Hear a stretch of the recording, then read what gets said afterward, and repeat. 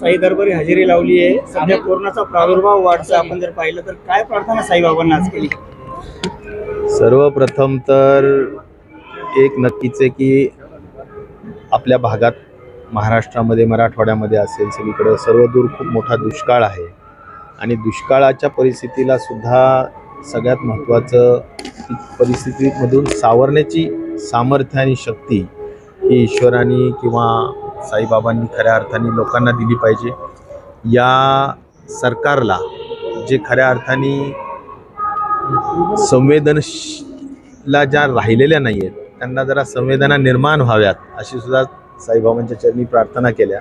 पण प्रश्न असा आहे की पाऊस नाही आहे, दुबार पेरण्या आहेत, विमा मिळालेला नाही आहे, अनुदान मिळालेलं नाही आहे, अशा अनेक गोष्टी आहेत तर त्या महत्त्वाच्या आहेत।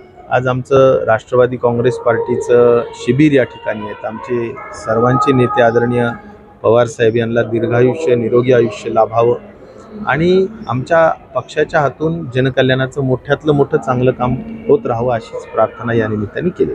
सर, कोरोनाच्या काळात तुम्ही सुद्धा आरोग्यमंत्री होता, परिस्थिती अत्यंत योग्यपणे हाताळली होती, परिस्थिती नियंत्रणात आणली। आता पुन्हा तसाच पद्धत आता कोरोना वाढताना पाहते, काय तुमचा सल्ला राहील या सरकारला किंवा आरोग्यमंत्र्यांना?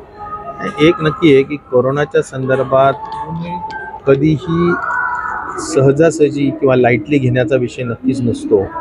कारण शेवटी कसं आहे की ठीक आहे, व्हॅरियंट कसा आहे त्याचा अभ्यास सरकारच्या वतीनं केंद्र सरकारच्या सहकार्याने झाला पाहिजे आणि खूप प्रॉपर मार्गदर्शन जनतेला झालं पाहिजे जेणेकरून कुठल्याही परिस्थितीत त्याचा प्रादुर्भाव वाढता कामा नये। त्या व्हॅरियंटचे गुणधर्म काय आहेत, कॅरेक्टरिस्टिक्स काय आहेत ते कळले पाहिजे आणि मग त्याची जी ट्रान्समिसिबिलिटी असते किंवा त्याची जे विरुलन्स असते, विरुलन्स म्हणजे तो किती जीव घेणं आहे आणि ट्रान्समिसिबिलिटीचा अर्थ तो किती फास्ट स्प्रेड होतो, या सगळ्या गोष्टींचा अभ्यास करून प्रॉपर मार्गदर्शिका ह्या आरोग्य विभागाकडून गेल्या पाहिजेत। मला असं वाटतं की आणि ज्या ज्या काही उणिवा असतील, आज झाले असं की तालुका स्तरावर जिल्हा स्तरावर ज्या ज्या गोष्टी तत्परतेने होणं गरजेचं आहे त्या गोष्टीकडे त्या पद्धतीनं लक्ष नाही आणि म्हणून ते पटकन व्हावं या दृष्टिकोनातून सगळी यंत्रणा गिअरअप केली पाहिजे आणि मला असं वाटतं की वरिष्ठ स्तरावरून सुद्धा याकडे अधिक बारकाईने लक्ष देण्याची गरज आहे। कोरोनाला लाईटली घेण्याचा विषय नाही, कोरोनाने खूप मोठ्या पद्धतीनं धडा मानव जातीला शिकवलेला आहे। आरोग्य विभागाच्या भरतीचा प्रश्न आहे।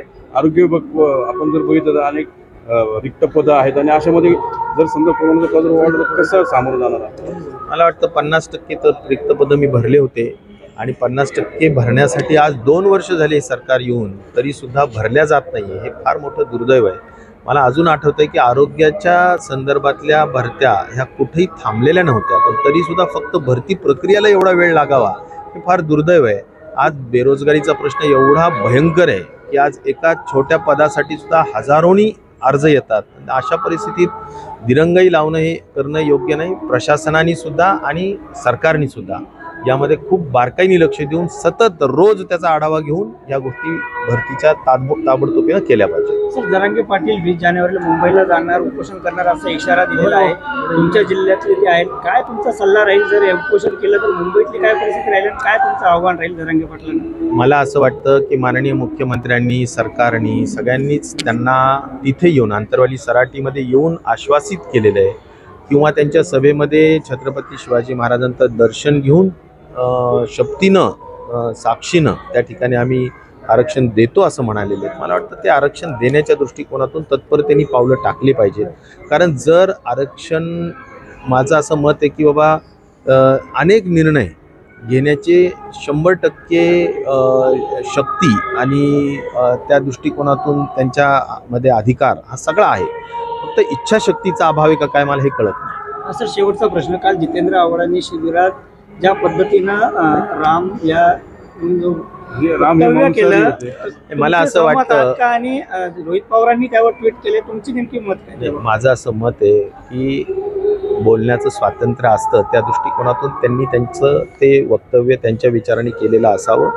प्रत्येकाचा आपला विचार असतो, तो त्यांचा विचार आहे, तो काही सर्वसाधारण सगळ्यांचा विचार असतो असं नाही आणि त्यामुळे मला असं वाटतं की प्रत्येकाचा तो विचार असतो, त्यामुळे तो त्यांचा वैयक्तिक विचार असावा असं माझं मत आहे। मात्र राष्ट्रवादी या विचारांशी सहमत असेल?